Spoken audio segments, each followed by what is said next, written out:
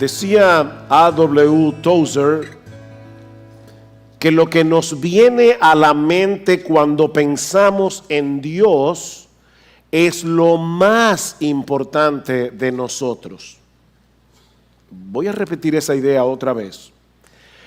Lo que nos viene a la mente cuando pensamos en Dios, eso es lo más importante de nosotros. Eso es lo que te define.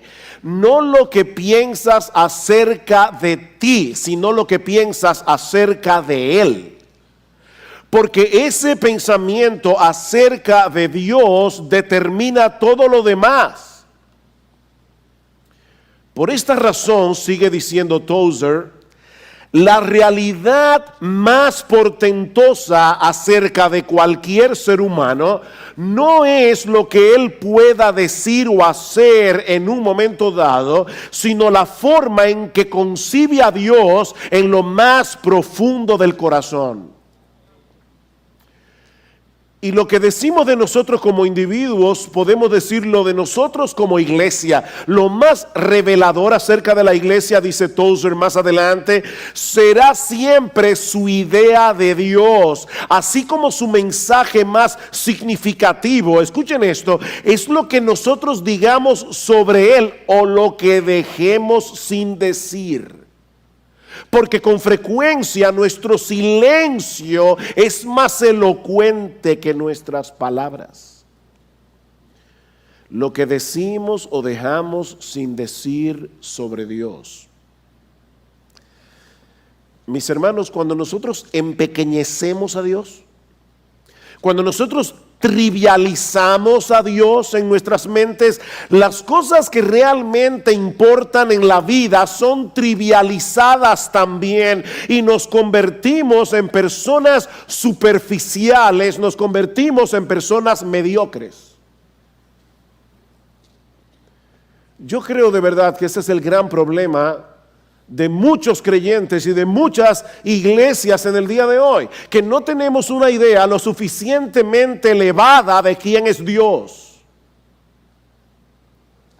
Y consecuentemente no somos dominados por una pasión por Él que arrastre todo lo demás a un plano muy secundario. Y cuando digo todo lo demás, me refiero a todo lo demás. Tenemos una distorsión, mis hermanos, en nuestras listas, en nuestra lista de prioridades. Es por eso que tú y yo necesitamos pasar por una experiencia similar a la que se describe en el capítulo 6 del libro de Isaías que leímos hace un momento. Nosotros necesitamos experimentar el trauma de ver a Dios. Necesitamos una experiencia traumática. Y yo le ruego a Dios que envíe su Espíritu Santo en esta mañana y que no haya un miembro de Iglesia Bíblica del Señor Jesucristo que no experimente ese trauma hoy. A Isaías le tocó ministrar durante un tiempo muy difícil. A veces nosotros pensamos, pastores, que si viviéramos en otra época. Pero esta época tiene tantas cosas que nos distraen.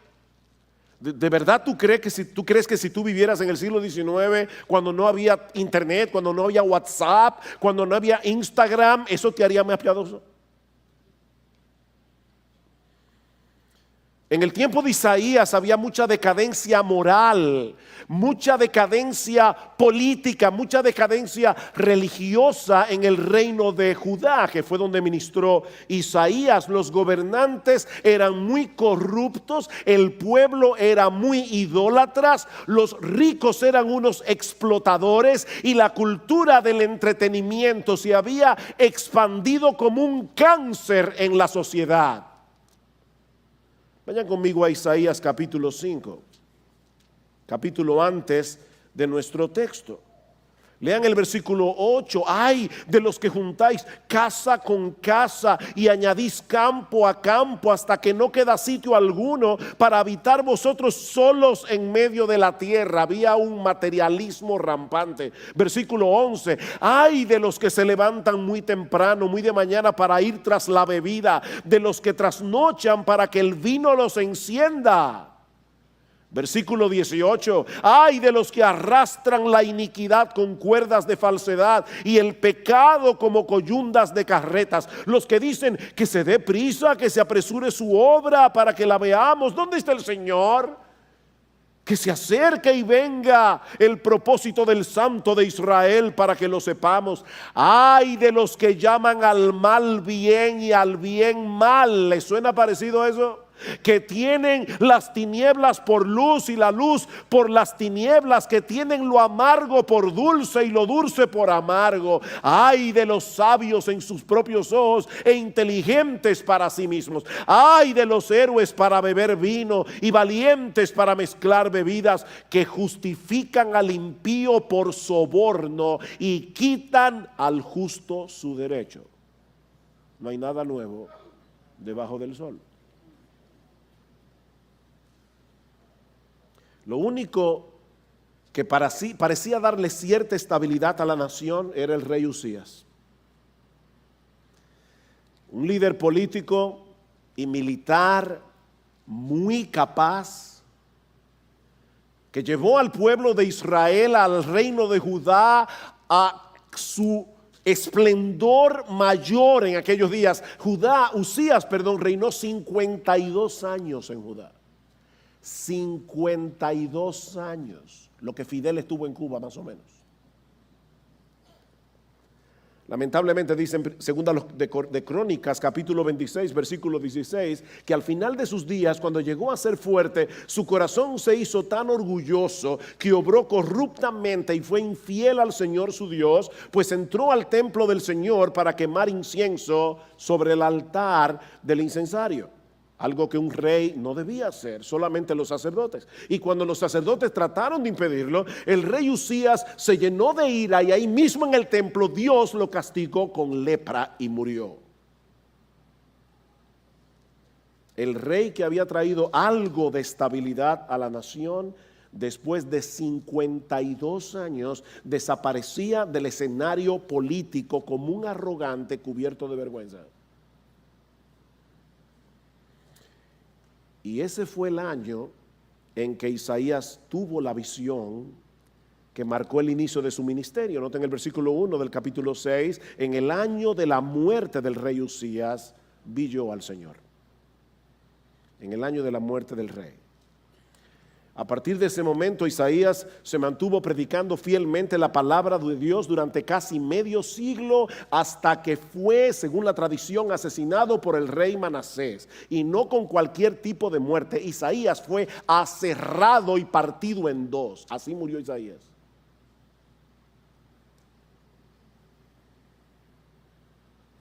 Mis hermanos, ¿qué es lo que se requiere para tener tal pasión por Dios que le permita a un ser humano común y corriente, como tú y como yo, predicar con fidelidad la palabra por casi 50 años en medio de tanta apostasía y corrupción moral?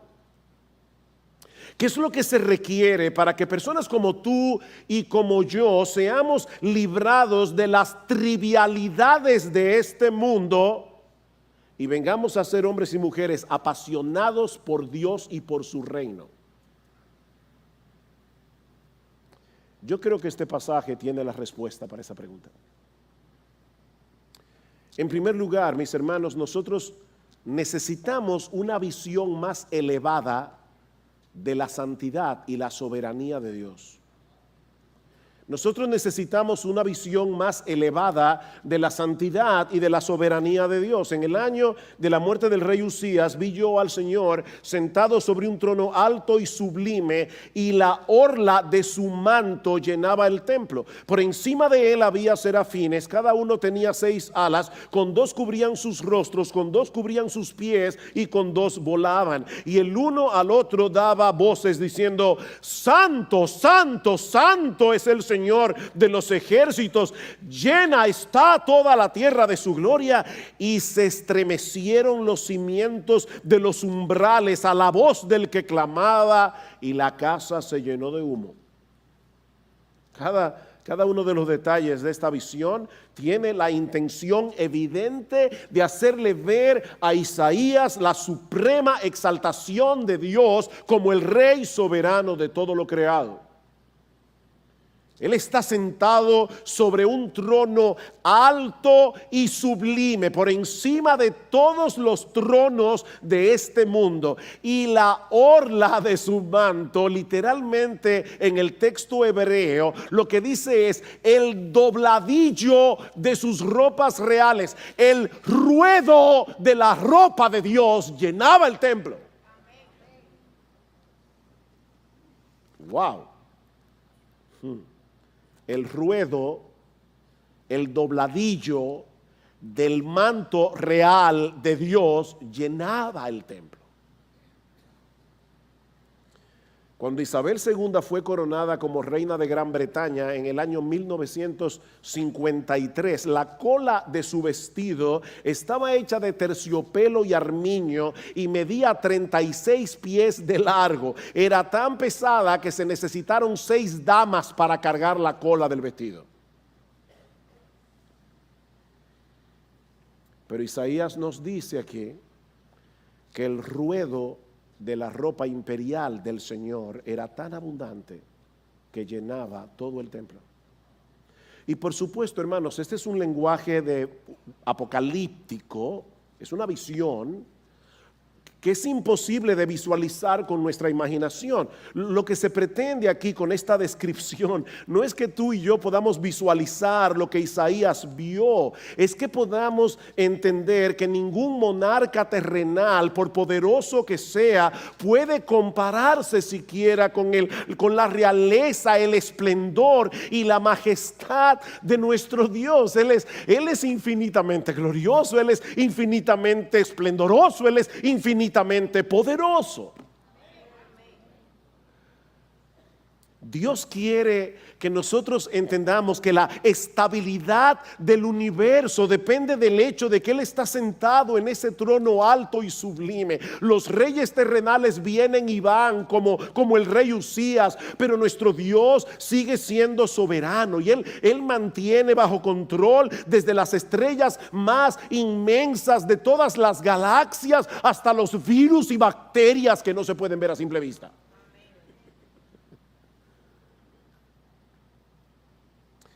Pero Isaías vio también a un grupo de seres angelicales llamados serafines, que se encontraban alrededor del trono alabando a Dios. La palabra que se usa y que se traduce aquí como serafín transmite la idea de algo fiero, algo temible. Ustedes recuerdan cuando Dios mandó un juicio sobre la nación de Israel en Números 21, dice que había serpientes ardientes o serpientes abrasadoras. La palabra hebrea que se usa en Números 21 es serafín. Es algo terrible.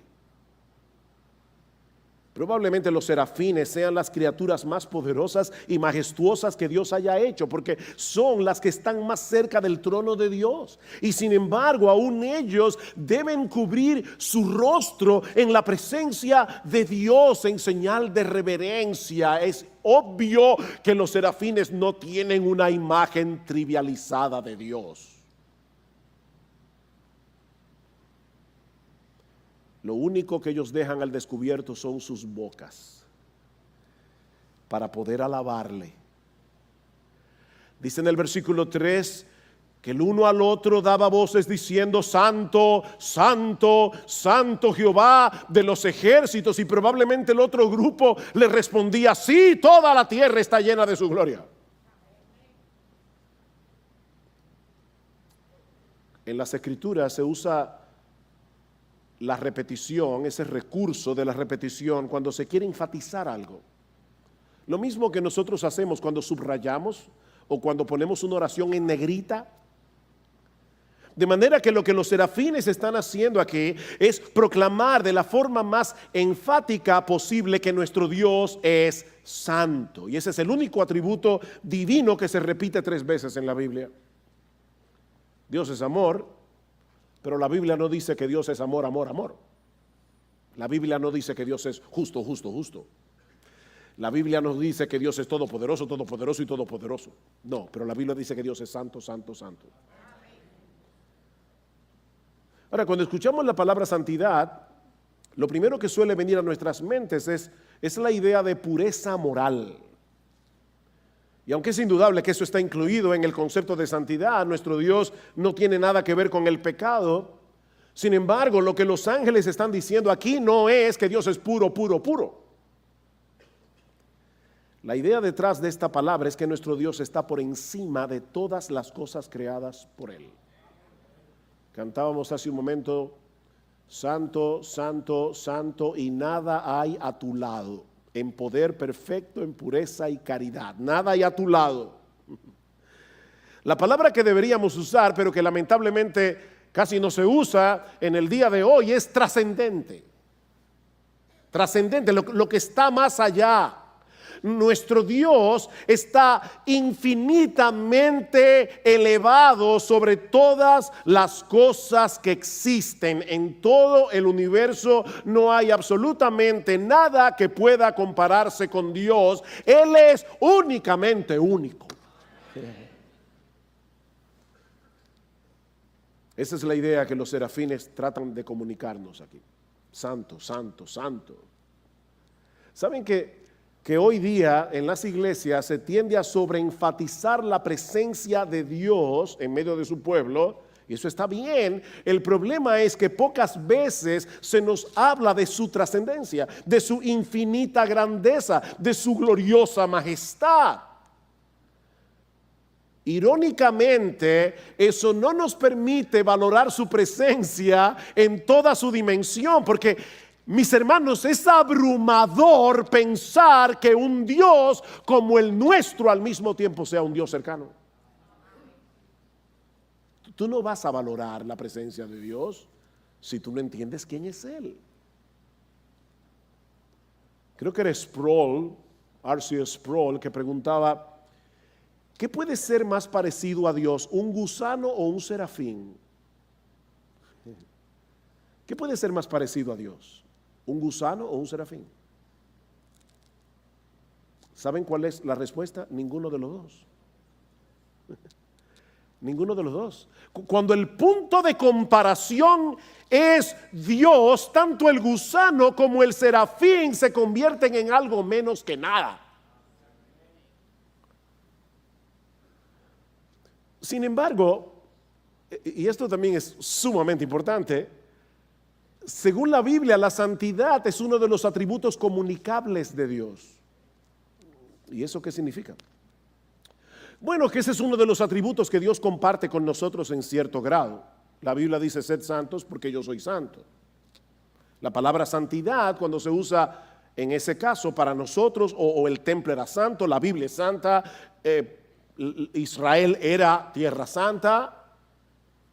Cuando se usa en ese sentido, lo que quiere decir es que nosotros hemos sido apartados para el uso exclusivo de Dios. De manera que la idea que se quiere comunicar al decir que los creyentes debemos ser santos es que nosotros fuimos comprados por Dios para ser exclusivamente suyos. Dios posee otros atributos que los teólogos han denominado incomunicables porque son exclusivos de Dios. Él es omnisciente, Él lo sabe todo, Él es inmutable, Él nunca cambia, Él es infinito, Él es eterno, Él es todopoderoso. Ahora, ¿saben lo irónico, mis hermanos? Lo irónico es que nosotros quisiéramos tener esos atributos incomunicables. Nosotros quisiéramos ser omniscientes, queremos ser todopoderosos. Tú no quieres eso. Cuando tú eres chiquito, tú nunca soñaste con ser Superman, porque yo sí. Tú nunca quisiste ser Superman. Tú tienes algo raro. Porque todos los seres caídos queremos ser Superman. Queremos los atributos incomunicables, pero no queremos imitar a Dios en los comunicables. Él es amor, bondad, santo. No trates de ser Dios.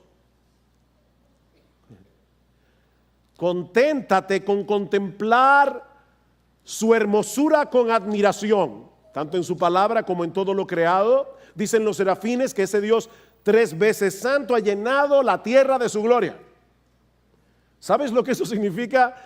Lo que eso significa es que si nosotros no estuviéramos infectados con el secularismo y el naturalismo de nuestra generación, donde quiera que nosotros posáramos nuestros ojos, veríamos suficientes evidencias de la gloria, el poder, la majestad, la no sé si se puede decir excelsación de Dios, que nos postraríamos en adoración delante de Él. La tierra está llena de su gloria. Pero estamos infectados, a pesar de que nosotros decimos no creemos en el evolucionismo, nosotros creemos que Dios creó todas las cosas. Decimos eso con la boca, pero estamos infectados con el virus del secularismo. Y no vemos a Dios en la lluvia, en el monte, en las aves. Yo me acuerdo una vez, yo estaba muy abatido por una razón, y caminando por la acera, de repente me fijé que había una florecita silvestre, un ramito de florecita silvestre.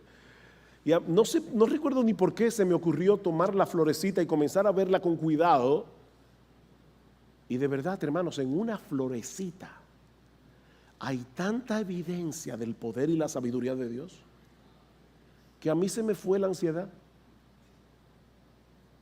Cuando veo tu cielo, obra de tus dedos, la luna y las estrellas que tú formaste, digo yo, ¿y qué es el hombre? Para que tengas de él memoria.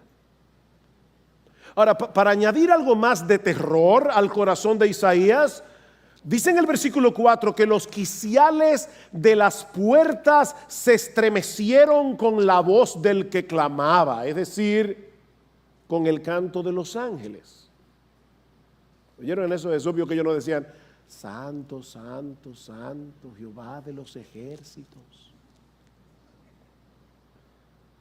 No, los ángeles cantaban y esa mole estructural del templo comenzó a temblar.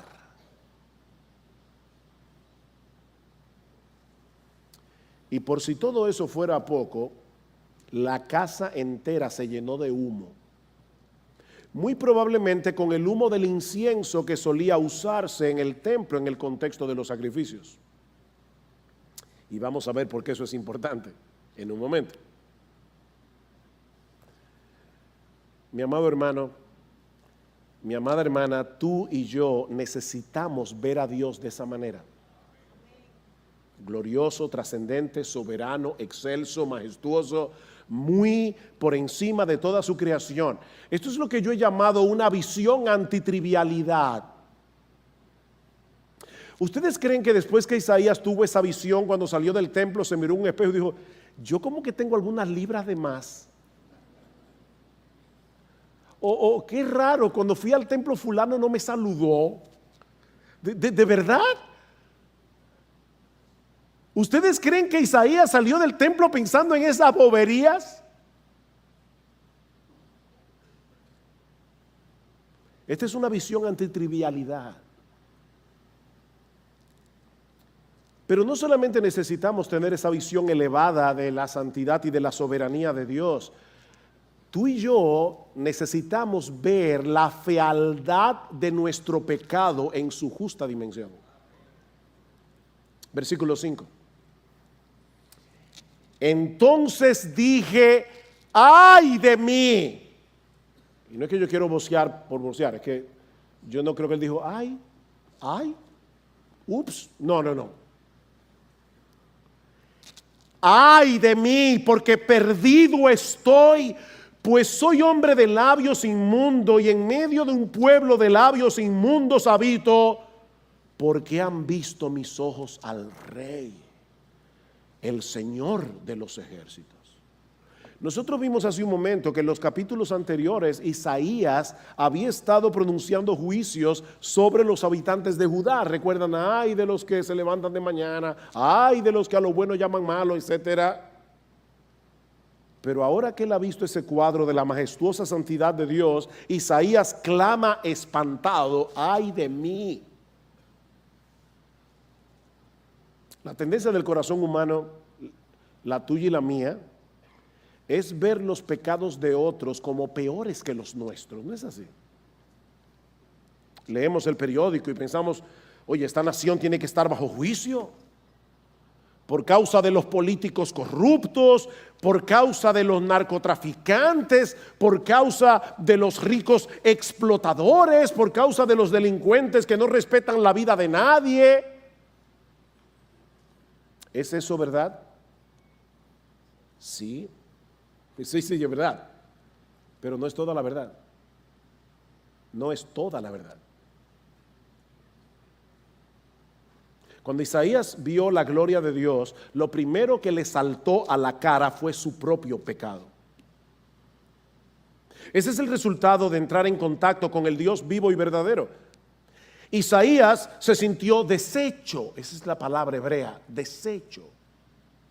No porque percibió su pequeñez ante la grandeza de Dios, sino porque percibió su iniquidad al estar en la presencia de un Dios 3 veces santo. Dice Habacuc que nuestro Dios es muy limpio de ojos para ver el mal. En otras palabras, su santidad y su justicia le impiden ver el pecado con indiferencia. Ahora, ¿cuáles pecados? Lo que tú y yo tenemos en la lista de pecados groseros, los pecados impublicables. Escucha lo que dice Proverbios capítulo 6, versículo 16. Hay 6 cosas que odia el Señor. Sí hay cosas que el Señor odia. Y 7 son abominación para Él. ¿Saben cuáles son algunas de las cosas que Dios odia? Los ojos soberbios, la lengua mentirosa, y no clasifique mentira blanca, mentira morada, no, la lengua mentirosa, un testigo falso que dice mentiras, e incluso el que siembra discordia entre hermanos. Dios odia a los chismosos que hablan a espaldas de otro lo que deberían hablar con esa persona directamente, pero no lo hacen porque son unos cobardes y son unos chismosos y siembran discordia en la iglesia. Esas cosas no nos parecen tan malas en comparación con otros pecados más groseros, y sin embargo la Biblia dice que son infinitamente detestables a los ojos de Dios. Es por eso que Isaías se siente aterrado. Yo soy un hombre inmundo de labios, yo, no mi vecino, yo. Y habito en medio de un pueblo que tiene labios inmundos. ¿Ustedes recuerdan cómo murió el rey Usías? Murió lleno de lepra. Y la palabra que se usa aquí es la que los leprosos debían pronunciar en voz alta, para que la gente supieran que ellos tenían esa enfermedad, para que se alejaran de ellos, dice en Levítico capítulo 13, versículo 45. Ellos debían gritar: inmundo, inmundo. Mis hermanos, en ese momento Isaías se vio a sí mismo como un leproso moral. ¿Tú te ves así a ti mismo? Como un leproso moral. ¿O tú eres de los que vas por el mundo enjuiciando a todas las personas menos a ti mismo? Como si tú fueras superior.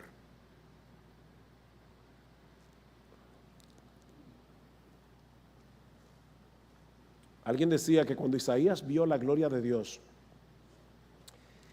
cada partícula de justicia en la que él confiaba quedó completamente demolida. Pero gracias al Señor que nuestra visión no termina ahí. Esa visión aterradora que tuvo Isaías en el templo es lo que sirve de trasfondo para resaltar la gracia perdonadora de Dios. Y eso nos lleva al tercer encabezado. ¿Tú quieres ser apasionado con Dios? ¿Apasionado con el Dios Santo? Tú necesitas abrazar el perdón que Dios otorga de pura gracia. Versículo 6. Entonces voló hacia mí uno de los serafines con un carbón encendido en su mano, que había tomado del altar con las tenazas, y con él tocó mi boca y dijo: he aquí, esto ha tocado tus labios y es quitada tu iniquidad y perdonado tu pecado. Qué hermoso. ¿Se dieron cuenta, mis hermanos, que el texto no dice que Isaías le pidió a Dios que lo perdonara? Ahí no hay ninguna petición de parte de Isaías. Él simplemente reconoció su pecado en una actitud implícita de arrepentimiento, y Dios, que se deleita en perdonar, le manifestó de inmediato la gracia del Evangelio. ¿Qué Dios tenemos? Mis hermanos, cuando Dios abre nuestros ojos para que veamos cuán santo Él es y cuán pecadores somos nosotros, no lo hace para destruirnos, es para darnos vida. Él es supremamente trascendente, como vimos hace un momento, pero al mismo tiempo es un Dios de gracia, que se acerca a nosotros con la disposición de concedernos el perdón de todos nuestros pecados. Por supuesto, el hecho de que este serafín haya tomado del altar un carbón encendido para purificar a Isaías nos dice que un sacrificio había sido hecho y quemado en el altar, prefigurando obviamente el sacrificio de nuestro Señor Jesucristo. Dios no se hace de la vista gorda con respecto al pecado del hombre, sino que hizo provisión para que ese pecado pudiera ser perdonado sin Él pasar por alto su justicia.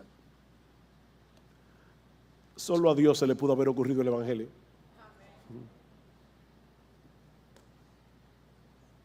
Dios no vino a Isaías preocupado por su autoestima. ¡Ay de mí! No, Isaías, no. Has entendido mal la visión. Lamento mucho que te hayas sentido tan miserable, porque en realidad tú eres lo mejorcito de la sociedad judía. No te sientas tan mal. No, a Dios no le preocupaba la autoestima de Isaías. Dice Jerry Bridges: la buena noticia del Evangelio no es que nosotros no somos tan malos. La buena noticia es que Dios, a través de Cristo, ya trató con lo malo que somos.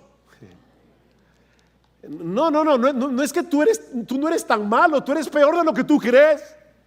Y yo también.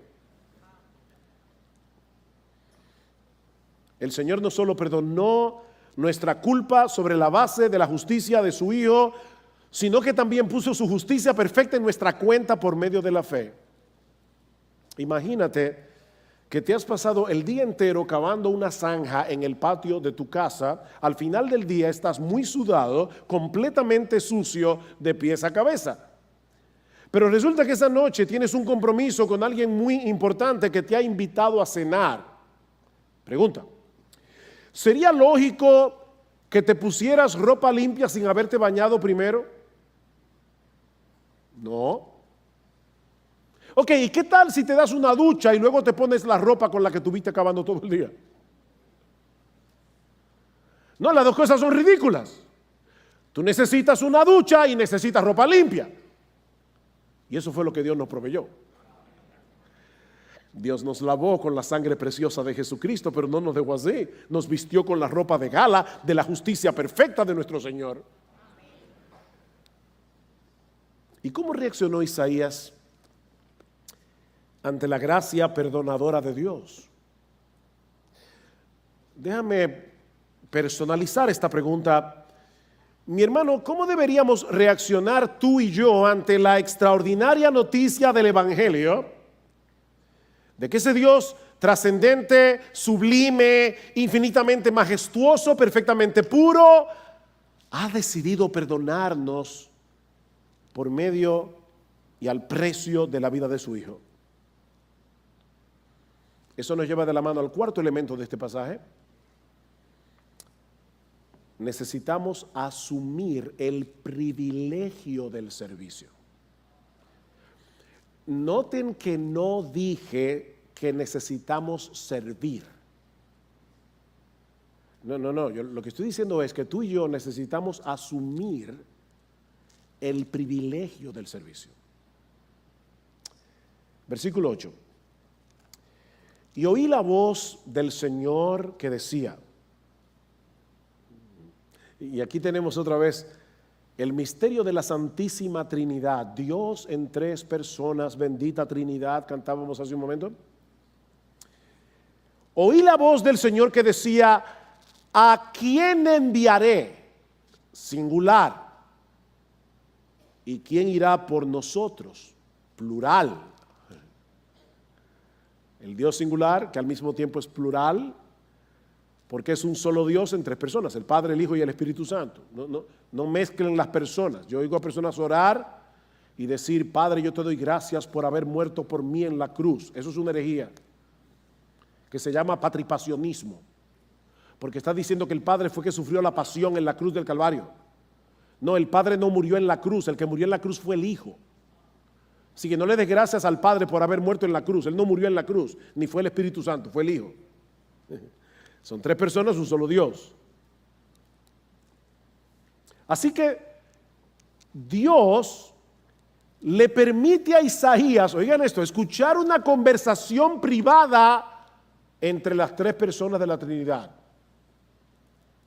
¿A quién enviaré? ¿Y quién irá por nosotros? Ahora, por supuesto, no es que Dios está preocupado. No es que Dios tiene que plantearse este tipo de interrogantes, pero Él desea poner una inquietud en el corazón de Isaías. Hay algo que Él debía hacer, no porque Dios necesitaba que Isaías lo hiciera, sino porque Dios en su gracia y en su bondad quería darle a Isaías el privilegio de que lo hiciera. ¿Ven el punto? Tú necesitas asumir, yo necesito asumir el privilegio del servicio. ¿A quién enviaré? ¿Quién irá por nosotros? Isaías inmediatamente responde, heme aquí, Señor, envíame a mí. Y por favor, no lean este texto como si Isaías hubiera respondido en un tono heroico. ¡Heme aquí! No. No, el tono tiene que haber sido algo como, Señor, heme aquí. Por favor, Señor. Por favor, déjame ir a mí. Por favor, Señor, déjame ser parte de tu obra. Ustedes notaron que ni siquiera preguntó a dónde, ni a hacer qué. ¿A quién enviaré? Perdón, Señor, ¿a dónde? No, Isaías simplemente le dio un cheque en blanco con su firma. Escribe lo que tú quieras, Señor. Heme aquí, después de haber visto tu gloria, después de haber experimentado tu perdón. Heme aquí, Señor. Oh, Señor, por favor, envíame a mí.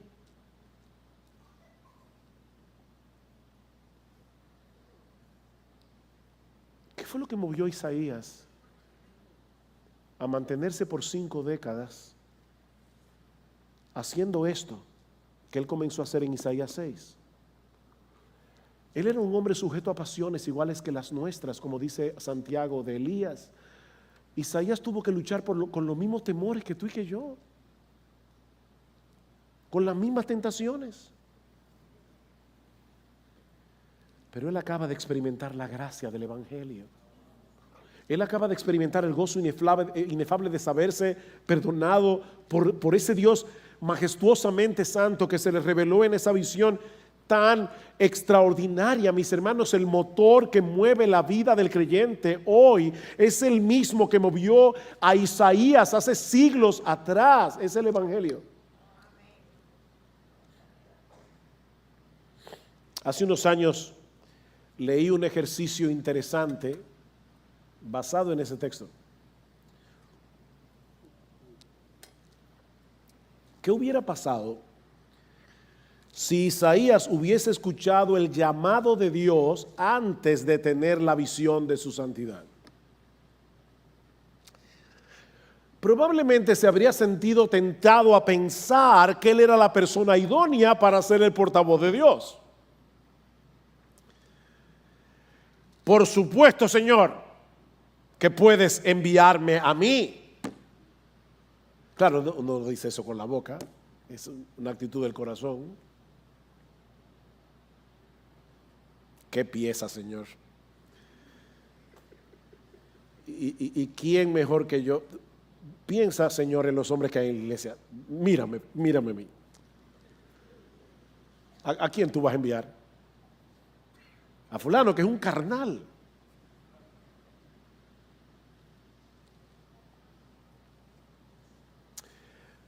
Miren, yo no lo sé porque no pasó, pero tal vez, conociendo la naturaleza humana, de no haber pasado por esa experiencia, Isaías habría venido delante del pueblo con ese sentido de autojusticia y de superioridad que no nos permite ministrar con gracia, con humildad y compasión.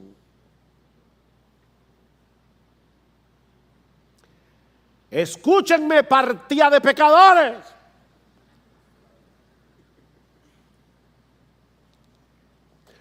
Ahora, supongamos que hubiera sido al revés, que Isaías hubiera recibido el llamado de Dios después de haber sido devastado por la visión de su gloria, pero sin haber recibido el perdón del Evangelio. Entonces es muy probable que cuando Isaías escuchó el llamado del Señor, ¿a quién enviaré? Oh Señor, yo lo siento, yo no puedo ir. Yo lo siento, Señor. Yo soy un hombre inmundo de labios, yo soy totalmente indigno para ser tu portavoz. Para que Isaías estuviera listo para ministrar, él necesitaba las dos cosas. Él necesitaba sentir en lo más profundo de su corazón la maldad de su pecado a la luz de la excelsa santidad de Dios, y necesitaba experimentar el perdón revelado en el Evangelio. En otras palabras, Isaías pasó por un proceso en 4 etapas: asombro y temor, culpa, gracia y gratitud.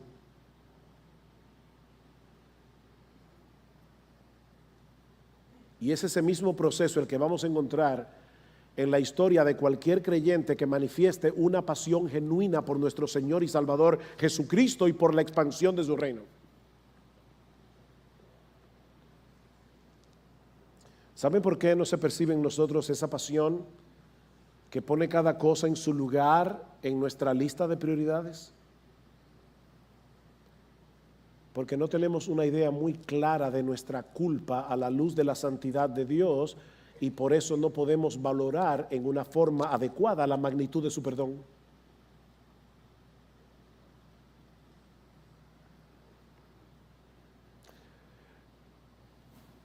Mis hermanos, nosotros no necesitamos tener una visión como la que tuvo Isaías para poder manifestar la disposición que él mostró. Porque de hecho, nosotros tenemos algo más sorprendente que la visión de Isaías. Porque nosotros tenemos la Biblia completa. Y ahora tú y yo sabemos cosas que Isaías no sabía. Jesús le dice a sus discípulos: bienaventurados vuestros ojos porque ven y vuestros oídos porque oyen, porque muchos santos y justos hubieran querido ver lo que ustedes están viendo y oír lo que ustedes están oyendo, pero no lo vieron ni lo oyeron.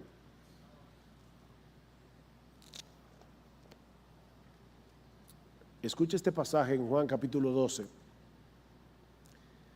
Y oh Dios, ahora mismo te ruego, Señor,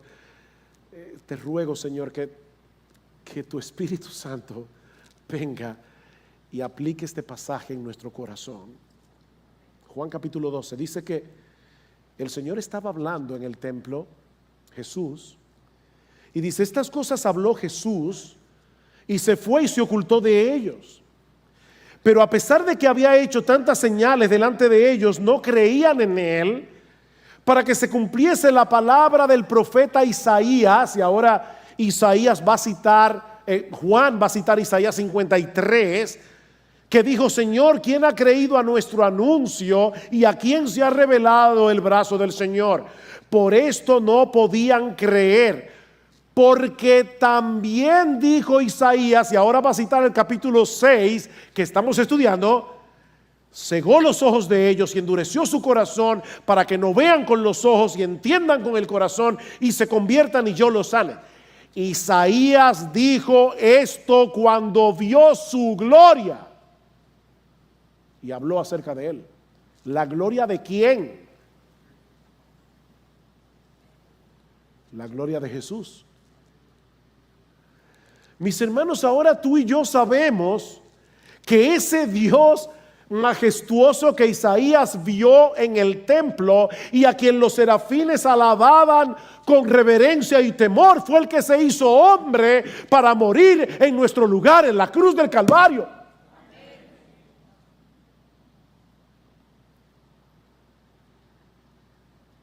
Esta mañana me tocó leer en mi devocional Mateo capítulo 27 y yo le pedía perdón al Señor, porque decía: Señor, yo voy a predicar de Isaías 6 y ya yo sé que este Jesús que atravesó por todos estos dolores es el Rey de gloria, a quien los serafines alaban en el cielo.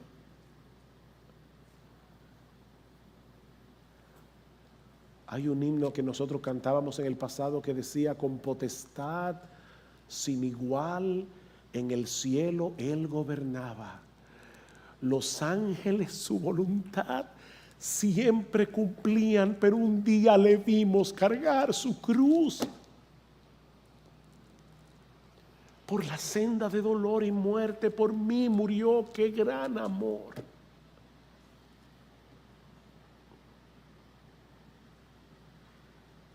Oh, mis hermanos, es la contemplación de ese costosísimo amor salvador de Dios mostrado en la cruz. Es el combustible que tú y yo necesitamos para tener encendida, para mantener encendida la llama de nuestra pasión por Él. Para que todas nuestras trivialidades sean consumidas por el fuego de su santidad, para que tú y yo podamos decir: Señor, yo no sé cuáles serán las circunstancias por las que yo voy a tener que atravesar en el futuro. Yo no sé cuáles son las cosas en las que tú quieres que yo me involucre para servirte en la expansión de tu reino en medio de tu iglesia, pero de antemano, Señor, te digo: heme aquí, envíame a mí.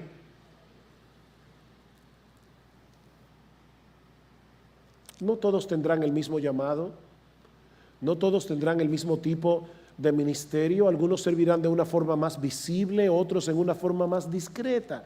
Unos lo harán en el marco de algún ministerio formal, otros de manera informal y privada. Yo a veces escucho a personas que dicen: yo no sé qué hacer aquí en la iglesia.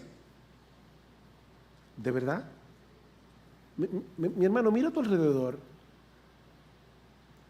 ¿Tú sabes la cantidad de personas en esta iglesia que necesita que alguien lo discipule? ¿O es que para ti servir en la iglesia es estar dentro de la estructura de un ministerio?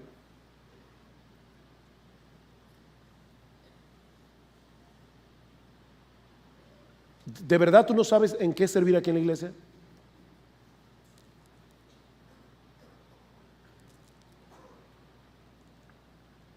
Y aún en la estructura formal, aquí hacen falta maestros de escuela dominical, aquí hacen falta personas que trabajen en el parqueo, aquí hacen falta personas que trabajen en el sonido, aquí hay personas que deben trabajar en la música, aquí hay personas que deben trabajar en mil cosas.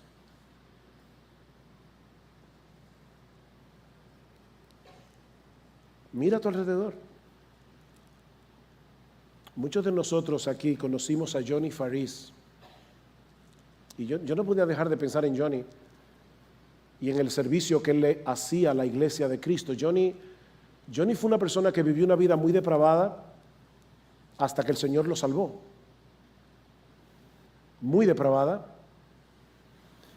Y ya siendo salvo, Johnny desarrolló una enfermedad que era genética, que terminó paralizándolo por completo. Yo recuerdo verlo en la iglesia en Florida, lo llevaban en una camilla, él no podía hacer absolutamente nada, estaba así cruzado de brazos todo el tiempo. Johnny no se podía mover.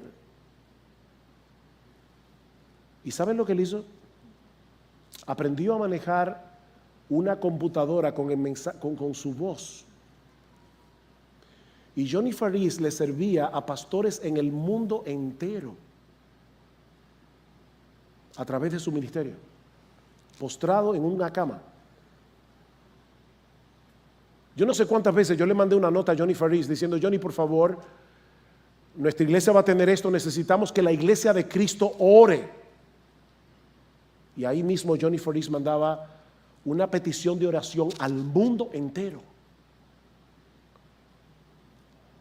postrado, sin poder moverse. De verdad, mi hermano, mira a tu alrededor, mira a tu alrededor. El problema nuestro no es falta de ministerio, es falta de pasión.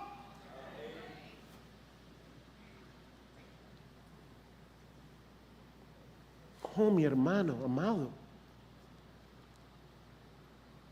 vas a salir de este lugar